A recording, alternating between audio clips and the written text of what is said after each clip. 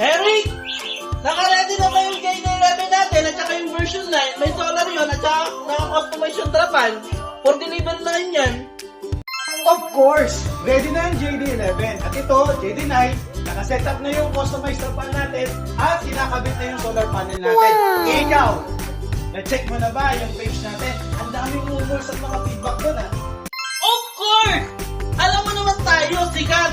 Kaya binabato. Nakita mo naman yan kung paano sinicheck ng mga technician natin yung event natin. Di ba? Sino nga ba nang gumagawa ng customized trapan nila sa Pilipinas? Of course! Si JD lang! Eh yung hari ng solar at ikakabit, sino nga ba? Of course! Si JD lang! At ito pa, sino nga ba? Yung nagdi-deliver kahit saan malayo, free delivery pa! Of course! Si JD lang!